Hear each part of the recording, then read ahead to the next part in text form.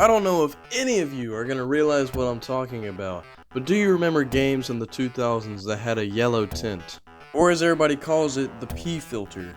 This era of like tinting the screen yellow was actually prominent in a lot of games in the 2000s. It was in GTA San Andreas, GTA 4, Fallout 3, Gears of War, Metal Gear Solid 4. I never realized until recently, but those were a lot of games that had that. So today, I guess I will briefly explain the history of the yellow tint on video games. Now, I think it's fair to say that we should start talking about the first game to really popularize this style of game. That game in question is Max Payne from 2001. This game does have that yellow tone throughout the whole game, but overall this game also just has a very dark, gritty atmosphere as well. It did popularize the use of cinematic, what do you call it? It had cinematic moments whenever you were to fire a gun and stuff too. That has nothing to do with this, I'm just saying. Now, I'm not actually entirely sure if this game started the whole trend, but it definitely popularized the style, so you can thank this game. But why did so many other games later on adopt this new style? Well, the reason for GTA San Andreas for doing this was because the lower rendering power of their graphics card. They would literally put fog into the distance so you couldn't see as far. But now it looks weird in the GTA remaster because they removed the fog so you can just see, to the edge of the map from almost anywhere now. So yes, a lot of reasons why games did this was because of just console limitations. A lot of games like GTA or Metal Gear Solid 4 really actually wanted to make very story-driven games, and they didn't really focus on a lot of the gameplay. Maybe they did too, but they really just wanted to make a good atmosphere, so they really focused on the storytelling rather than the graphics, so that's why the graphics look a little bit more gritty. Hey, this is future me. I've just found the culprit for who really started this trend. Now, as a scientist, you're going to be wrong about a few things, and me talking about Max Payne from 2001 before was actually wrong. The first game that started this all, can you guess what it is? It was Resident Evil 4. Of course it was Resident Evil. Resident Evil 4 used a lot of brown. I mean a lot of brown. They made the entire game basically just one shade of brown to really, I guess, try and make it a particular atmosphere. But I just want to know why so many games were influenced by this. Man, I can't play Silent Hill anymore, bro, without just straining my eyes looking at the ugliest color. Now, some games, I get it.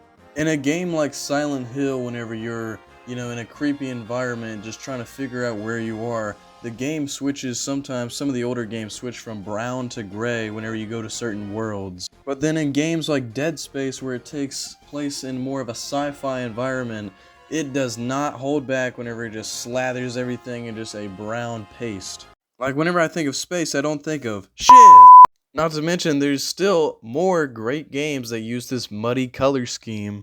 Amnesia, God of War, Resistance, Tomb Raider. I could go on, but just playing these old games with the brown over them just makes it kind of sad to play.